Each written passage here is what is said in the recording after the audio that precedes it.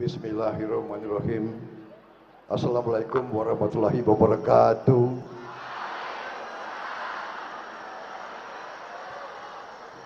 Selamat siang, salam sejahtera bagi kita sekalian. Yang saya hormati dan yang saya banggakan, Rektor Universitas Muhammadiyah Malang selaku tuan rumah, Bapak Profesor Dr. Fauzan MPD, hadir juga di sini yang saya hormati Ketua Umum Yayasan Pelayanan Pekabaran Injil Indonesia Batu, YPPII Batu, Bapak Dr. Roland Mezak Octavianus MTH, Sekretaris dan anggota Badan Pembina Harian Universitas Muhammadiyah Malang, Wakil Rektor 1 Bapak Profesor Dr. Samsul Arifin, Wakil Rektor 2 Bapak Profesor Dr. Haji Nazaruddin Malik,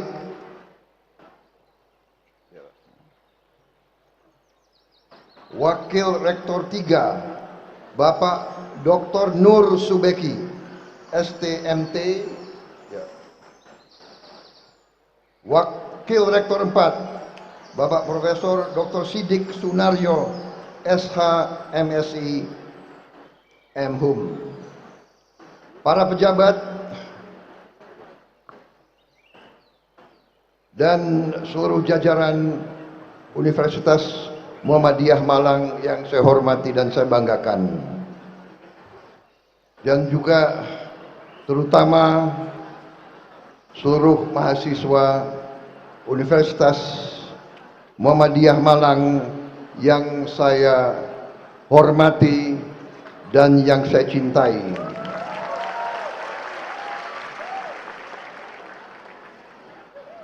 Para pejabat pemerintahan, kepolisian, dan TNI yang hadir di sini yang saya hormati dan saya banggakan. Saya juga hari ini didampingi oleh Letnan Jenderal TNI Purnawirawan Safri Samsudin,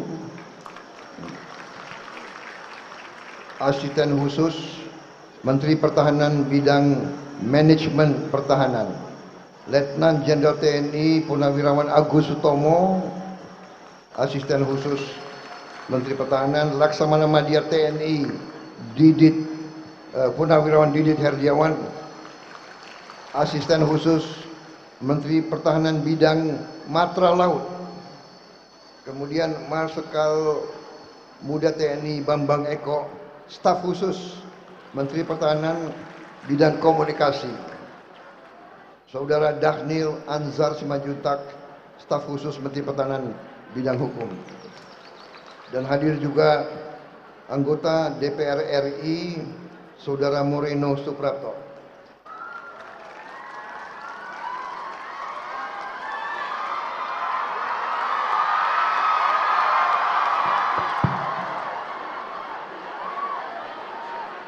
Saudara-saudara sekalian,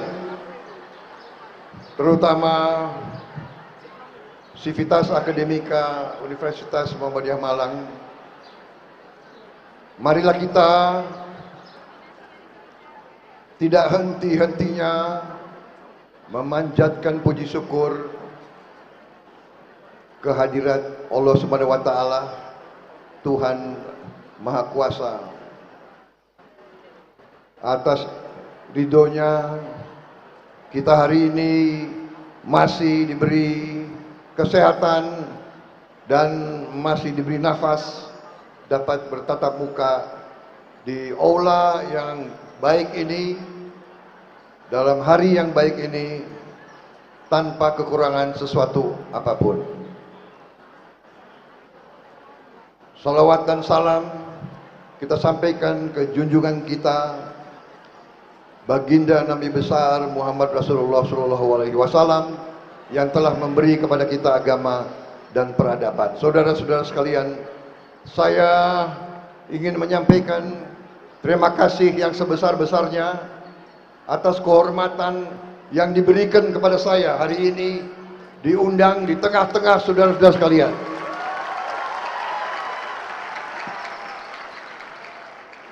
Terima kasih sambutan yang begitu baik, begitu hangat diberikan kepada saya. Saya merasa sekarang seolah-olah saya lebih muda lagi 25 tahun.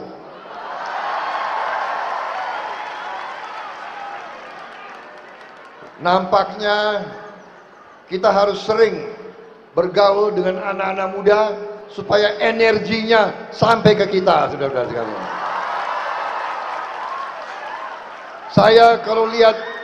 Saya kalau lihat Anda semua, saya rasanya sangat terharu karena saya merasakan bahwa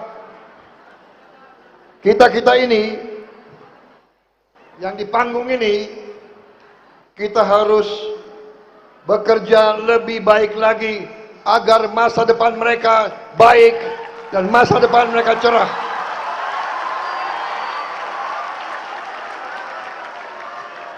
Rasanya hati saya tidak rela meninggalkan panggung ini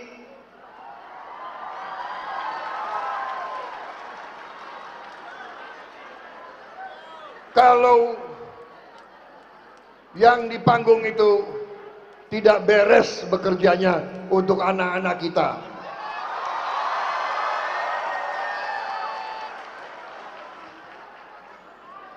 Karena kalian memang pantasnya jadi anak-anak saya semuanya.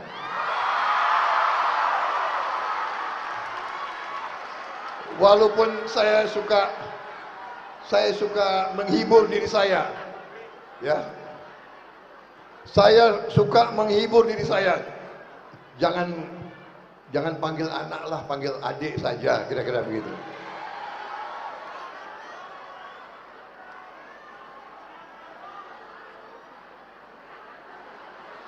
Saudara-saudara sekalian, saya diundang hari ini sebagai Menteri Pertahanan. Saya ingin hanya sebentar berbicara sebagai Menteri Pertahanan, tapi saya tadi sebelum saya mulai, saya ingin mengupas apa yang saya lihat tadi dalam video yang disajikan oleh Rektor. Saya melihat inisiatif yang diambil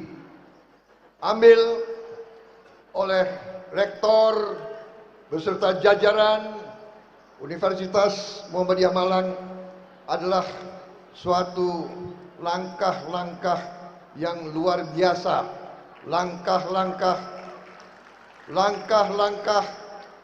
terobosan, langkah-langkah strategik, langkah-langkah logis.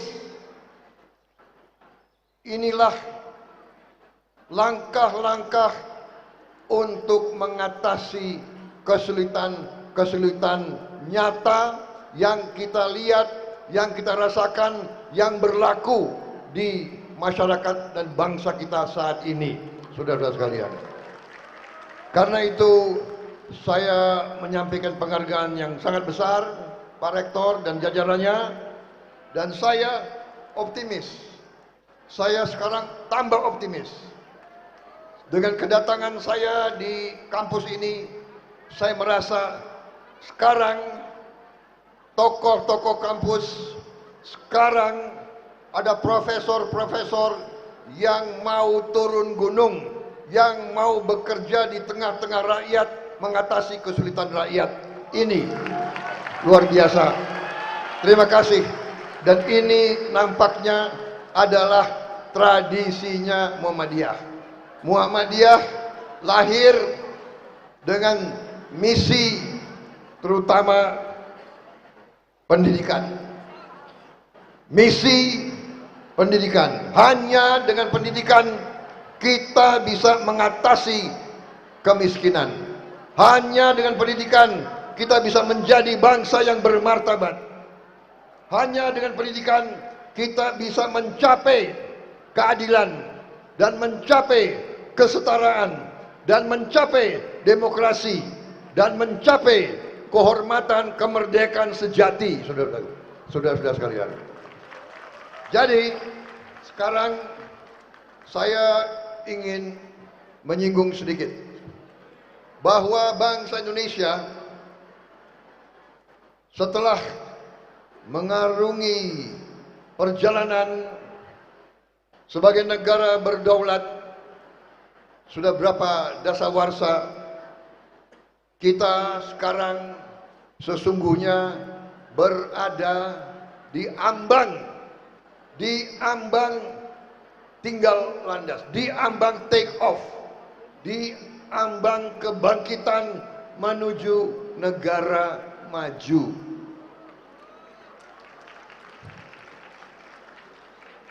Kita berada di ambang ini. Sekarang ini, sebentar lagi ini, tadi sudah disebut ada peluang bonus demografi. Bonus demografi ini dalam sejarah peradaban manusia datangnya hanya sekali.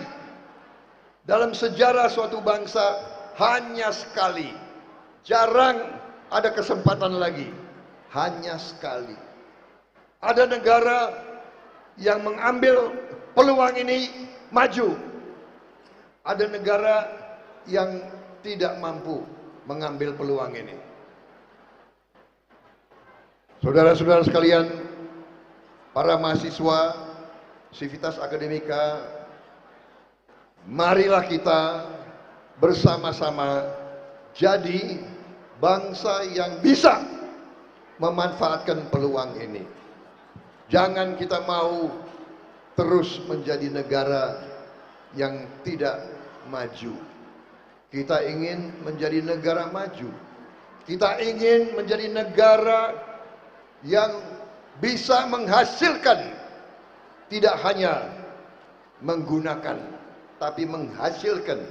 Tidak hanya konsumsi, tapi produksi. Ini yang kita cita-citakan.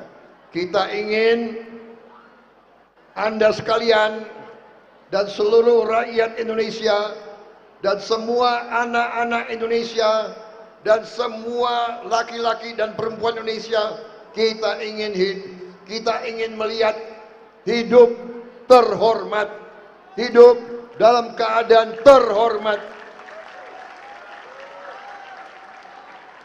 Apa artinya terhormat? Artinya terhormat adalah hidup dalam keadaan berkecukupan.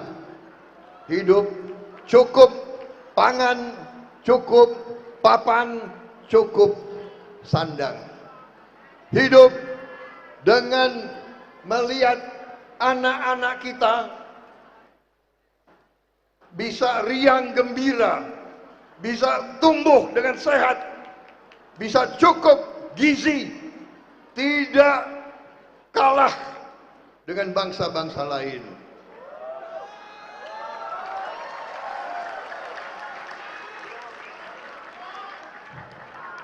Ini cita-cita pendiri-pendiri bangsa kita. Ini perjuangan ratusan tahun nenek moyang kita. Ini yang diidam-idamkan, dimimpi-mimpikan, diperjuangkan oleh pendiri Muhammadiyah, oleh pendiri Republik Indonesia, saudara-saudara sekalian.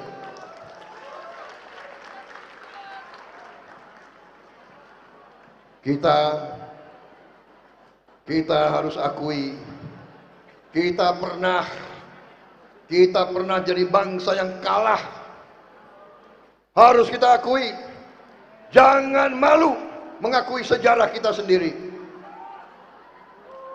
Tapi kita harus ambil pelajaran dari sejarah. Bangsa yang melupakan sejarah adalah bangsa yang akan mengulangi kesalahan-kesalahannya. Kita pernah kalah, sekarang bangsa Indonesia tidak boleh kalah lagi, saudara sekalian.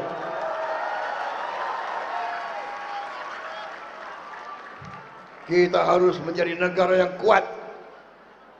Negara yang kuat. Kuat fisik, kuat jiwa, kuat raga, kuat otak. Hanya dengan semua ini kita akan bersaing. Saudara-saudara sekalian, bangsa Indonesia ternyata diberi karunia oleh Yang Maha Kuasa. Kita diberi kekayaan yang luar biasa oleh Yang Maha Kuasa. Karena kekayaan itu, bangsa kita ratusan tahun selalu diganggu oleh bangsa-bangsa lain. Karena kita kaya, mereka datang ke sini. Bukan kita yang ke sana, mereka yang ke sini. Ratusan tahun silih berganti. Mereka datang bangsa Mongol, Portugal, Spanyol, Prancis, Inggris, Jepang, Belanda. Belanda ini gak mau pulang-pulang. Terpaksa kita usir mereka.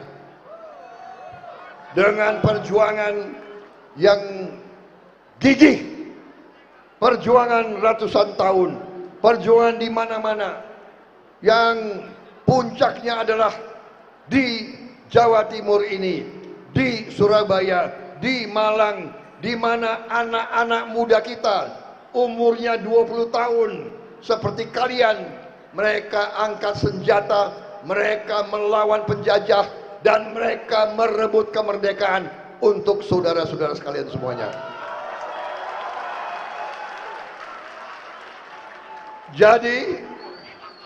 Jadi saya ingatkan kepada kalian, kalian bersyukur kepada Yang Maha Kuasa, bersyukur kepada orang tuamu, bahwa Anda sekalian bisa menjadi mahasiswa dan mahasiswi di perguruan yang hebat ini, di perguruan yang terkenal, di perguruan Muhammadiyah yang banyak jasanya dalam perjuangan Republik ini. Muhammadiyah pernah melahirkan 2 presiden. Presiden Soekarno dari keluarga Muhammadiyah,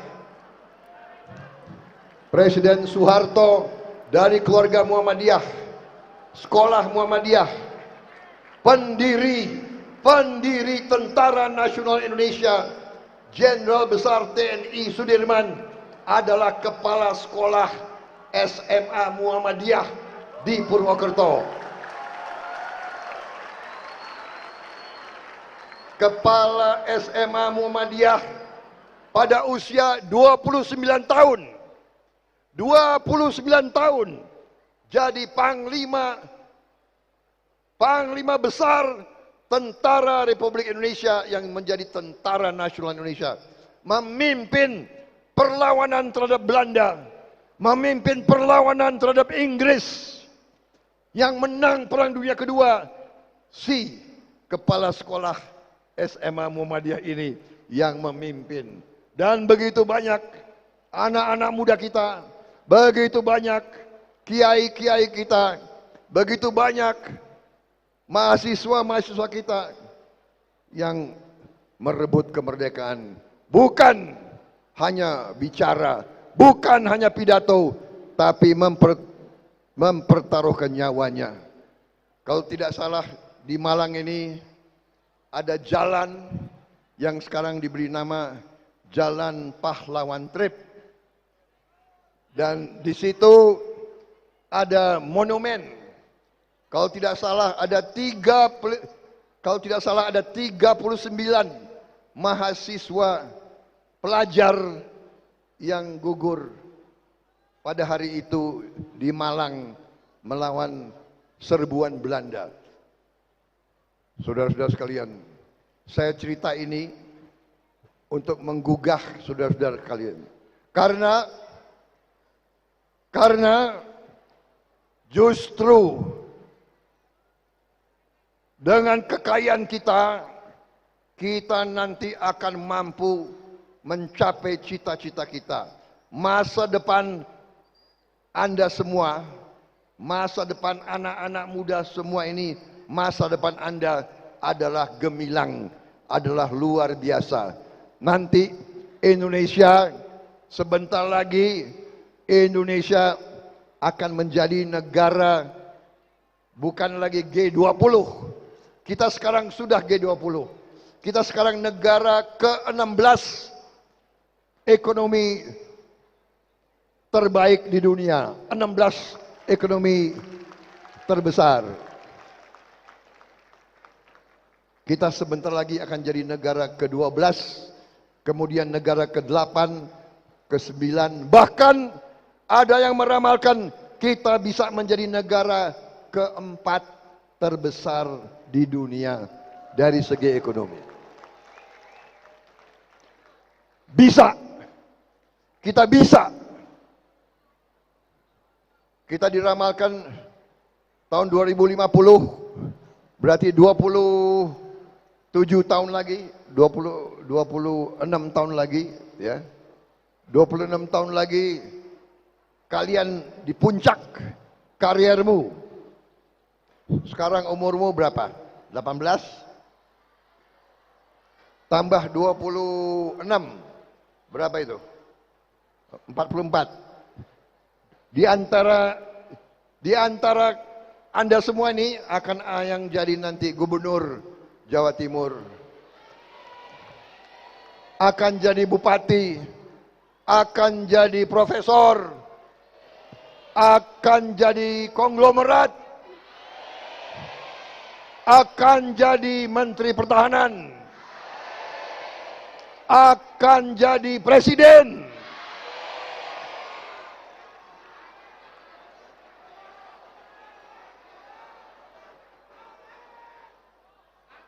Tapi saya titip, kalau nanti kalian jadi orang, jangan kalian khianati rakyatmu. Jangan kalian lupa.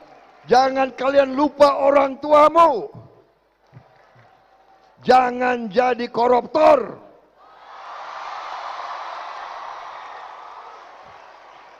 Jangan jadi antek asing.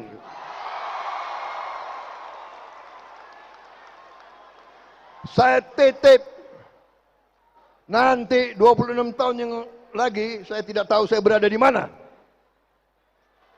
Mudah-mudahan saya masih bisa lihat kalian. Kalaupun tidak dari dunia yang ini, saya akan ngintip dari dunia yang lain. Kalau kalian jadi koruptor, saya akan kembali, saya cari kalian. Betul? Malam-malam saya cari kalian.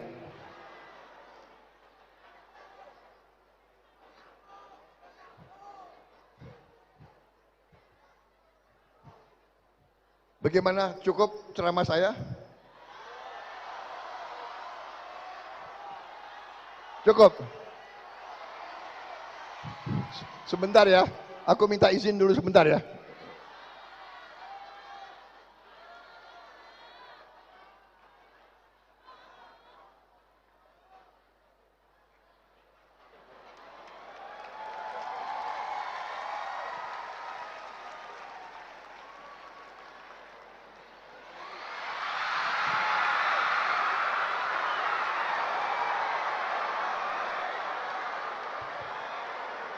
Tadi alhamdulillah saya minum kopi tadi. Sekarang semangat lagi. Dengan satu cangkir saya bisa pidato 3 jam. Tinggal Anda kalian kuat nggak dengar 3 jam? Benar. Benar. Nah, baru setengah jam udah dia ngantuk itu. Tapi ini oke ya. Ini saya benar-benar bicara kepada masa depan Indonesia.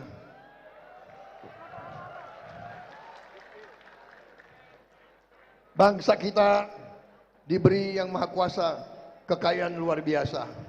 Luar biasa. Contoh, saya minta ditayangkan komoditas-komoditas. Ada slide komoditas, coba dipasang. Kita sekarang produsen nikel kedua, kalau tidak salah kedua terbesar di dunia. Kalau enggak pertama, kedua. Mungkin boksit, tembaga, timah, ini baru segelintir komoditas yang saya beri sebagai contoh. Nanti nikel sudah dari tahun yang lalu, tahun 22, Presiden Joko Widodo sudah melarang nikel tidak boleh dijual sebagai bahan baku, tidak boleh diekspor sebagai bahan baku, harus diolah di bumi Republik Indonesia. Kalau diolah, nilainya naiknya bisa 67 kali. 67 kali. Tahun 2021 penghasilan kita dari nikel kurang lebih 15 triliun rupiah, 1 miliar dolar. Tahun 2022 penghasilannya naik 20 kali lipat, 20 kali lipat, mendekati 400 triliun, 20 miliar dolar lebih. Bayangkan, hanya dengan keputusan, hanya dengan kebijakan.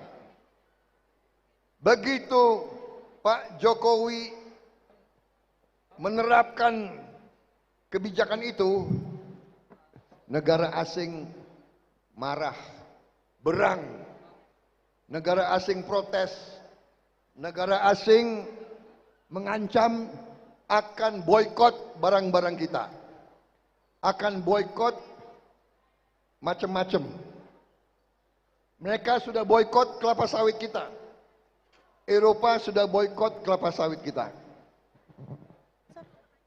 Sekarang mereka mau ngancem, mau boikot kopi kita, teh kita, coklat kita. Saya dan pemerintah Indonesia sikapnya tegas. Presiden Joko Widodo mengatakan kepada saya, Menhan, kalau kita tidak hilirisasi, tidak mungkin negara kita jadi negara makmur. Itu yang beliau katakan kepada saya.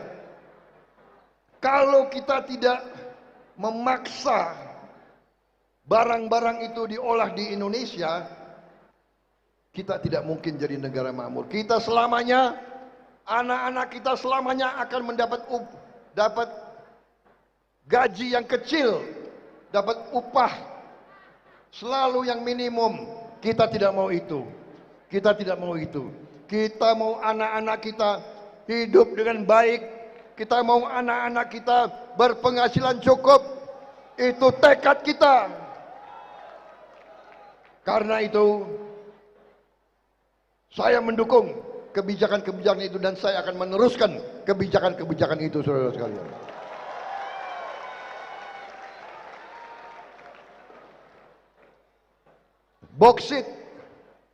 Boksit diolah menjadi alumina. Alumina diolah menjadi aluminium. Aluminium bahan untuk pesawat terbang, untuk mobil, untuk motor, untuk televisi. Semua barang-barang kita banyak sekali kandungan aluminium. Tenaga surya Panel-panelnya itu nanti dari bahan boksit. Boksit menjadi panel surya, nilainya naik 194 kali, saudara sekalian. Dan yang lain-lain semua. Bahkan sawit kita olah di Indonesia bisa menaiknya 79 kali. Saudara-saudara, di Jepang satu kilang minyak menghasilkan 30% hasilnya limbah. Limbahnya diolah oleh 40 perusahaan. Limbahnya diolah oleh 40 pabrik. Hasil olahannya itu diolah lagi oleh 40.000 pabrik. Satu kilang menghasilkan turunan yang bisa menjadi bahan untuk 40.000 pabrik. Berapa anak-anak Jepang kerja di 40.000 pabrik itu? Berapa insinyur, berapa sarjana, berapa teknisi, berapa mekanik? Bayangkan kalau kita punya 10 smelter boksit, 20 smelter nikel, smelter tembaga, smelter emas, kilang minyak, berapa ratus ribu pabrik yang akan hidup di Republik Indonesia ini. Ini masa depan kalian semua. Anda semuanya harus bekerja keras, belajar dengan keras, supaya nanti Anda menjadi warga negara yang mampu, warga negara yang bekerja dengan produktif, warga negara yang menghasilkan kekayaan bagi Republik Indonesia. Dan Universitas Muhammadiyah di Malang telah merintis fondasi-fondasi yang luar biasa. Saya malah ingin belajar dari sini untuk melihat apa yang sudah dikerjakan. Kalau perlu kita tiru di tempat-tempat kita. Karena saya sebagai Menteri Pertahanan, saya juga Menteri Pertahanan ini juga punya universitas. Namanya Universitas Pertahanan. Tapi kita mahasiswanya tidak 37.000. Mahasiswa kita baru berapa ya? 3.000 kali. 3.000 ya. Baru 3.000. Jadi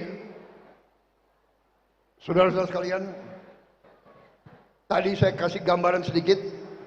Sekarang saya mau memberi suatu strategi.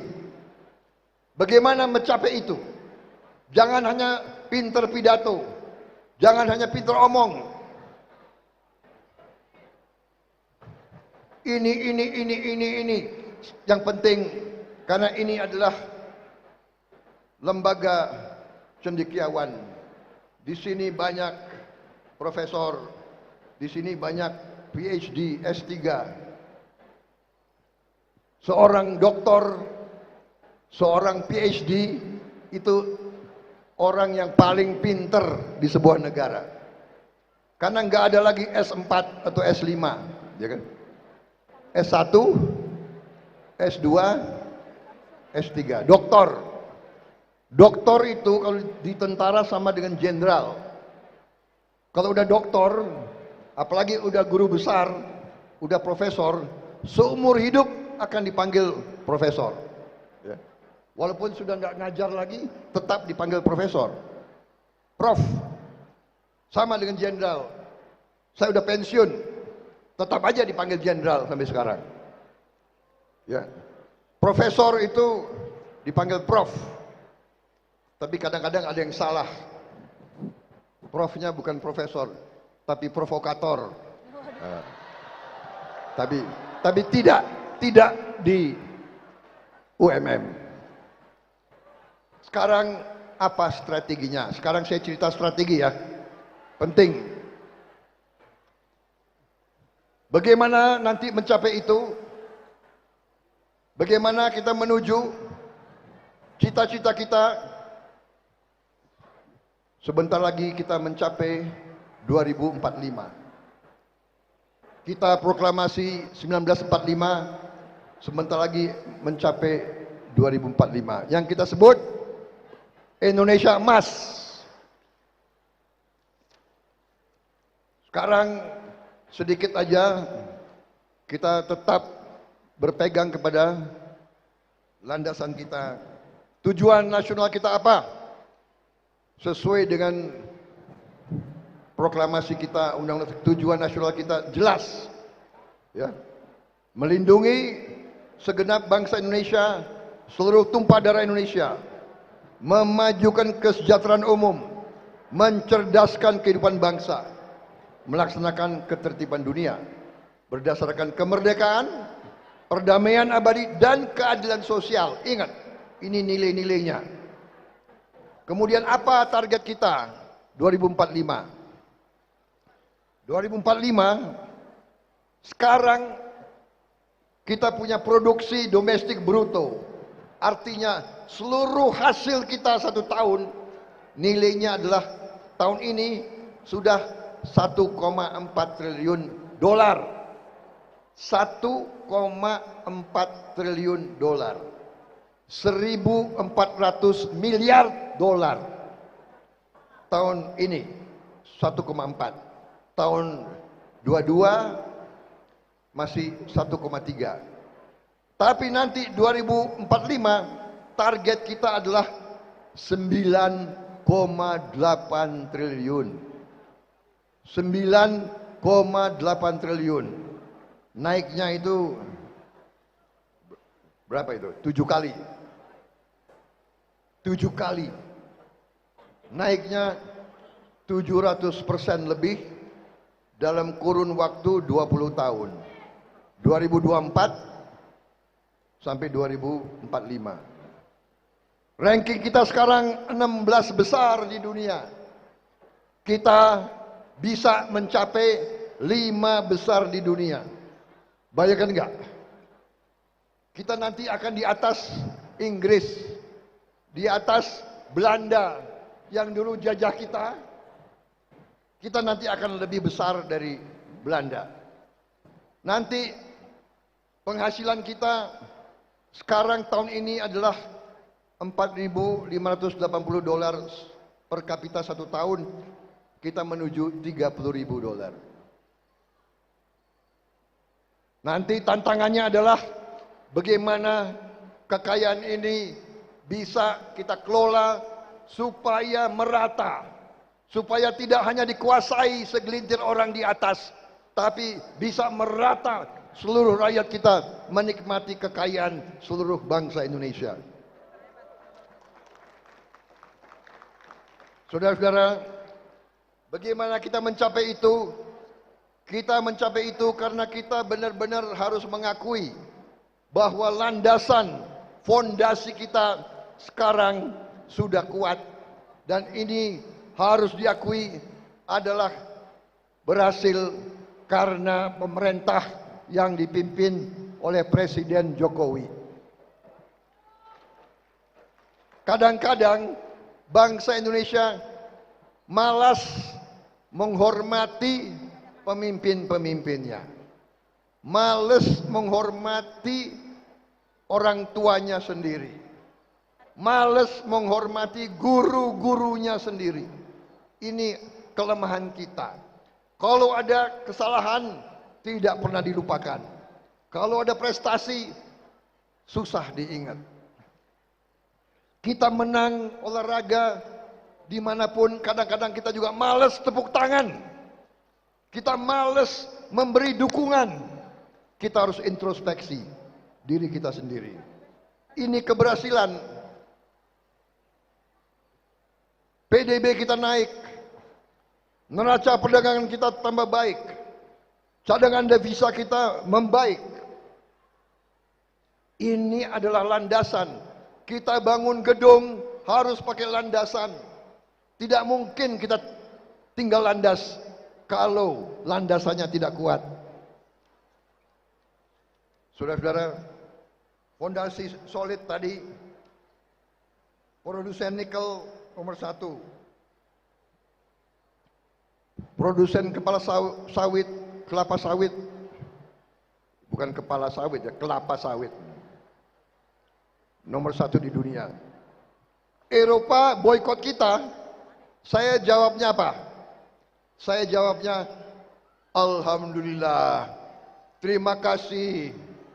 Terima kasih kau tidak mau beli kelapa sawit kita. Kita akan gunakan kelapa sawit kita untuk rakyat Indonesia sendiri. Kau tidak mau pakai kelapa sawit kita, kita akan bikin kelapa sawit menjadi BBM, menjadi solar buatan Indonesia yang tidak akan habis-habis.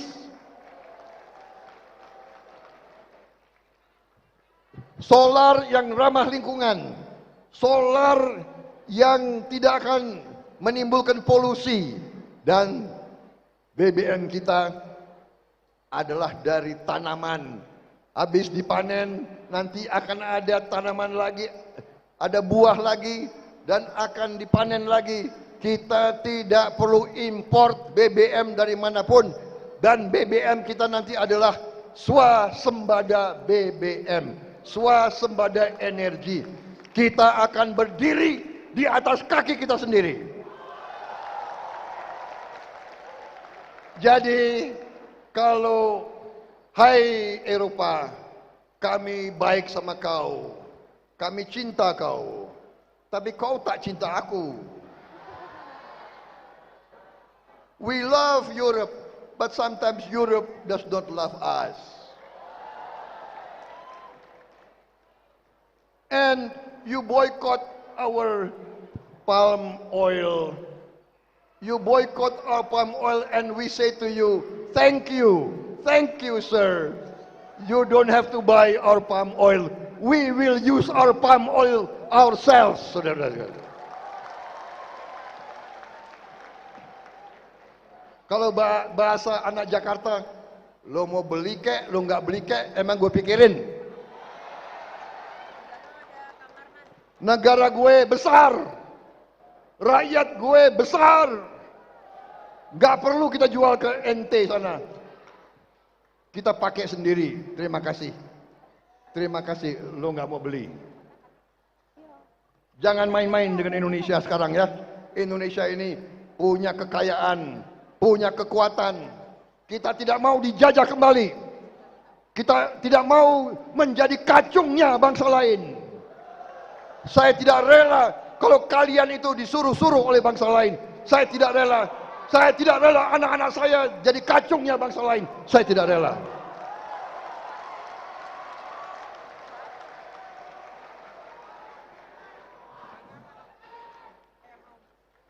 Ekonomi makro terjaga. Pertumbuhan kita salah satu tertinggi di dunia sekarang, dan saya yakin akan bisa lebih tinggi lagi. Inflasi kita sekarang rendah. Kita harus hati-hati. Kita harus jaga ini.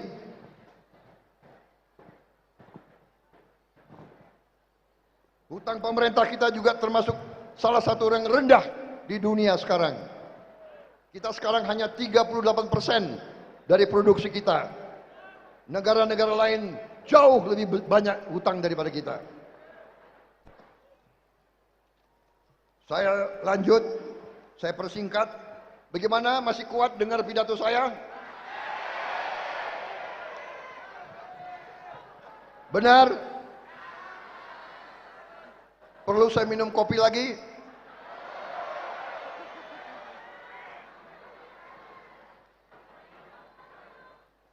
Tapi saya bisa baca kalian. Jadi kalian semangat, tapi saya coba mempersingkat. Nanti lebih supaya ada kesempatan Anda itu bisa bertanya kepada saya. Bagaimana cara kita mencapai Indonesia Emas? Cara kita mencapai Indonesia Emas, kita melaksanakan ekonomi Pancasila. Apa itu ekonomi Pancasila? Prinsip-prinsip ekonomi Pancasila. Pertama, tentunya ekonomi kita harus ada landasan religius dan mewujudkan persatuan nasional. Kalau ekonomi neoliberal hanya menguntungkan keuntungan, persetan, yang penting saya untung, kamu menderita, kamu melarat, urusan kamu, saya untung.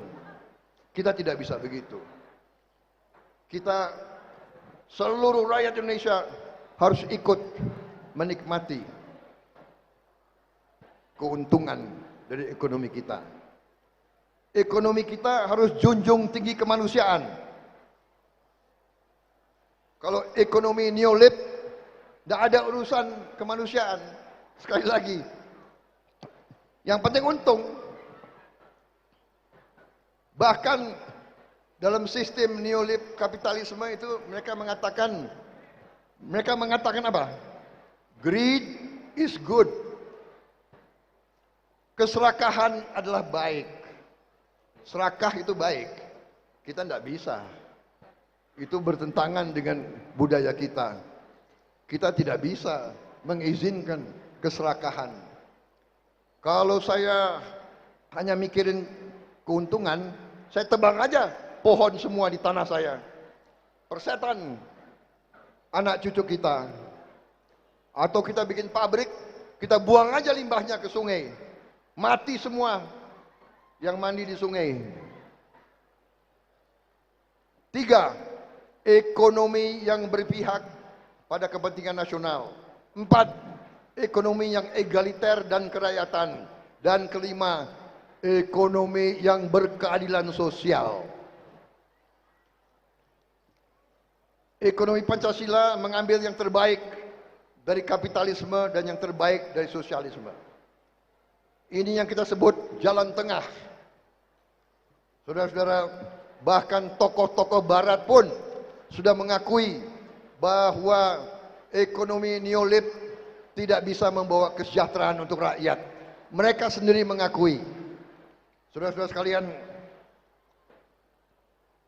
saya sebut apa yang telah dijalankan oleh Presiden Joko Widodo adalah penerapan daripada ekonomi Pancasila. Jokowinomics, berpihak kepada rakyat kecil, membantu rakyat yang susah. Kartu Indonesia Sehat, Kartu Indonesia Pintar, Kartu Sembako, Program Keluarga Harapan, BLT Dana Desa. Dan sekarang ini saya sampaikan strategi kita yang saya sebut strategi transformasi bangsa. Kita harus melaksanakan 17 program prioritas. 17 yang disebut oleh rektor. Banyak kemiringan dengan tadi yang sudah dilaksanakan program profesional. Profesor penggerak pembangunan. Yang pertama, swasembada pangan. Harus swasembada pangan. Tidak bisa kita tergantung bangsa lain. Kemudian juga swasembada air, swasembada energi, pemberantasan kemiskinan. Kita harus berani memberantas kemiskinan. Kita harus berani untuk menghilangkan kemiskinan. Dan kita bisa menghilangkan kemiskinan. Yang penting adalah kehendak. Kita harus menghilangkan korupsi. Kita harus tingkatkan pelayanan kesehatan dan obat untuk rakyat. Kita harus perkuat pertahanan negara. Bangsa yang lemah, kekayaannya akan selalu dicuri. Kita harus berantas narkoba. Kita harus lanjutkan pemerataan ekonomi, UMKM, dan pembangunan ibu kota negara. Kita harus sempurnakan penerimaan keuangan negara. Kita harus menjamin tersedia pupuk, benih, dan pestisida langsung ke petani. Tidak melalui terlalu banyak perantara. Langsung dari pabrik, langsung ke petani. Kita harus lanjutkan hilirisasi, industrialisasi. Kita harus menjamin rumah murah untuk masyarakat miskin, masyarakat desa, dan rakyat yang membutuhkan.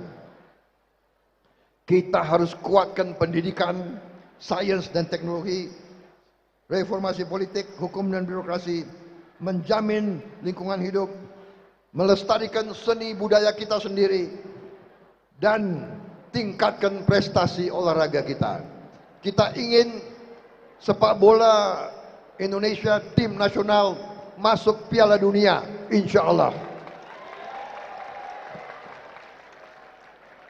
Kemudian 17 program, 8 program yang saya sebut program hasil cepat. Membangun sekolah-sekolah unggul di setiap kabupaten. Memperbaiki sekolah-sekolah yang perlu direnovasi. Cetak, tingkatkan lumbung-lumbung pangan desa, daerah, dan lumbung pangan nasional. Lanjutkan Kartu Indonesia Sehat, Kartu Indonesia Pintar, Kartu Sembako, Kartu Prakerja, dan program Keluarga Harapan untuk menghilangkan kemiskinan absolut. Selenggarakan cek kesehatan gratis. Tiap warga negara harus 1 tahun sekali dicek kesehatannya tanpa dipungut bayaran. Berantas penyakit TBC dalam 5 tahun dan bangun rumah sakit berkualitas di setiap kabupaten. Melanjutkan pembangunan infrastruktur desa, BLT dana desa, menyediakan rumah murah untuk yang membutuhkan. Kemudian makan siang dan susu gratis di sekolah dan pesantren, serta bantuan gizi untuk anak balita dan ibu hamil. Ini untuk menghilangkan stunting. Ini untuk menghilangkan anak-anak kita tidak tumbuh dengan baik. Mendirikan badan penerimaan negara dan meningkatkan penerimaan negara. Yang terakhir, menaikkan gaji guru, aparatur sipil negara, anggota TNI, Polri, serta kepala desa dan perangkat desa. Saudara-saudara sekalian, ini strategi kita, ini jalan kita ke depan. Saya kira terima kasih perhatian saudara-saudara, dan optimis, gembira, masa depan kalian hebat. Catatannya satu, ada catatan, ada syarat. Syaratnya adalah semua pemimpin Indonesia harus rukun, harus kerjasama, harus sejuk, harus mengutamakan azas kekeluargaan dan azas persatuan. Tidak boleh mau menang sendiri. Ini syaratnya. Kalau kita bisa seperti itu, kita akan menjadi negara hebat, insya Allah. Wassalamualaikum warahmatullahi wabarakatuh.